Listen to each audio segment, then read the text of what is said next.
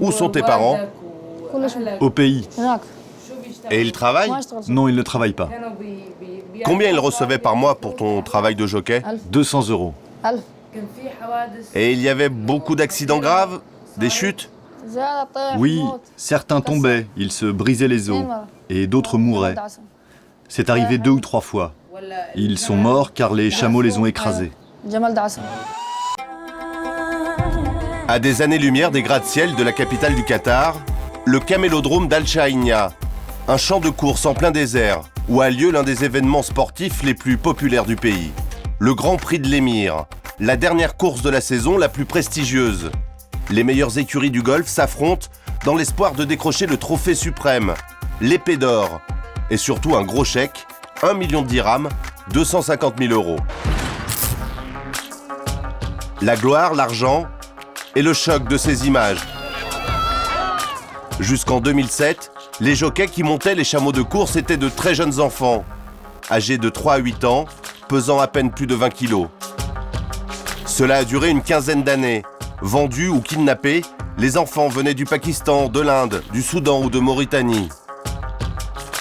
Un scandale, de l'esclavagisme des temps modernes. Les enfants étaient à la merci des propriétaires et des entraîneurs. Par 45 degrés à l'ombre, vissés plus de 6 heures par jour sur les bêtes. Tout a basculé le jour où un enfant est mort en pleine course, écrasé par un chameau. De nombreuses ONG internationales, mais aussi une Qatarie, se sont alors mobilisées contre l'utilisation des enfants jockeys. Mariam El Malki a été l'une des toutes premières à s'élever contre ces coutumes d'un autre âge. Elle est toujours aussi révoltée par ces images.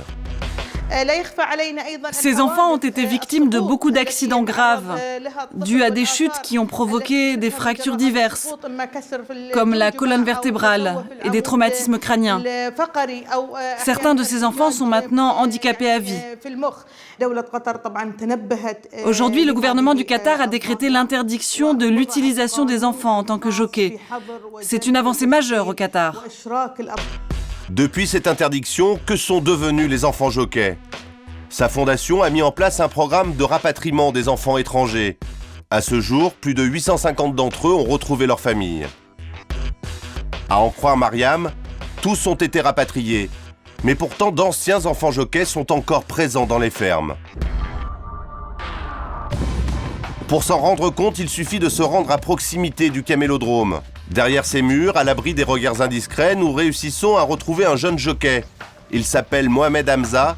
Il est arrivé au Qatar à l'âge de 3 ans en provenance du Pakistan.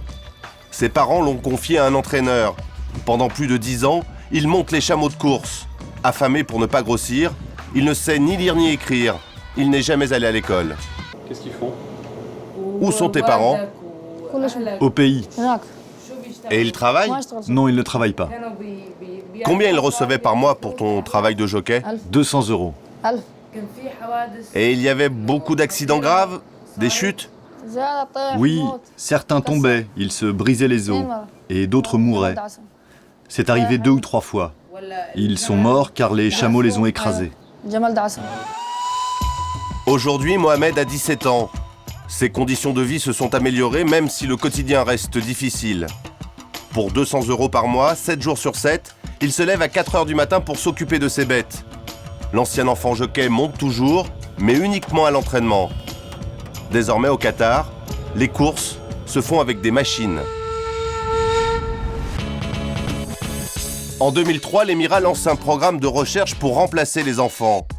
Quelques dizaines d'étudiants ingénieurs se mettent au travail.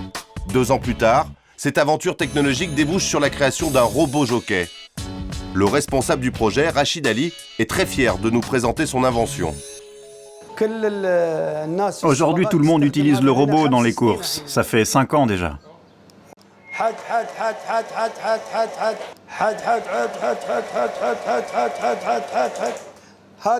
Les entraîneurs utilisent cet appareil pour donner les ordres aux chameaux.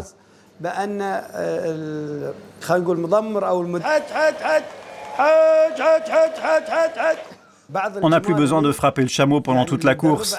Un seul coup au départ et un à la fin. Ça suffit.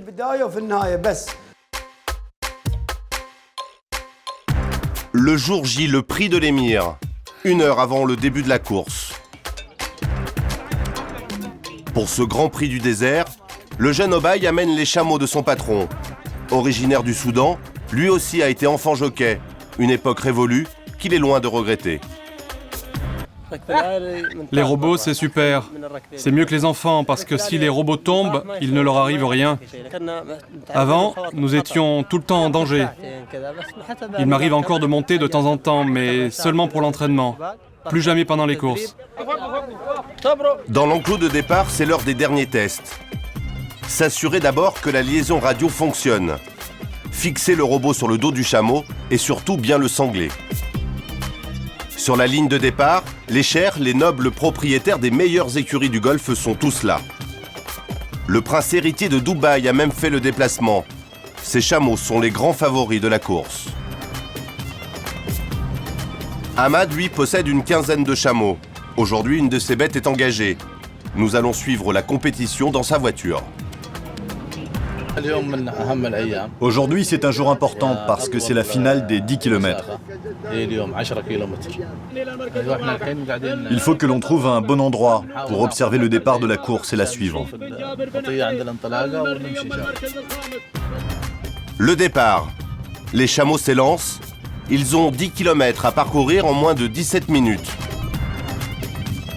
Dans les voitures, les entraîneurs et les propriétaires vont jouer des coudes pour suivre au plus près leurs bêtes. Une course qui a son speaker officiel. Chers téléspectateurs, bienvenue sur notre antenne. C'est Cham, oui, c'est Cham qui ouvre le départ de cette course exceptionnelle.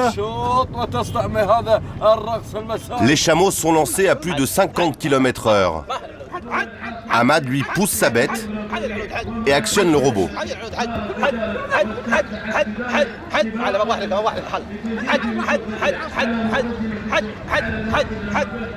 Dernière ligne droite, l'arrivée du grand tiercé des sables.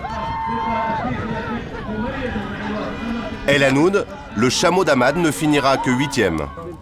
Ce n'est pas le résultat que j'espérais, mais la prochaine fois on fera mieux, si Dieu le veut. Le grand vainqueur, c'est lui. Comme annoncé, le prince héritier de Dubaï vient de placer ses 3 chameaux sur le podium. Une grande première.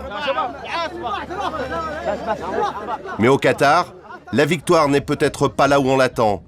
En 3 ans seulement, de drôles de petits robots ont permis à des enfants de retrouver la liberté et de sortir de l'obscurité dans laquelle on les avait enfermés.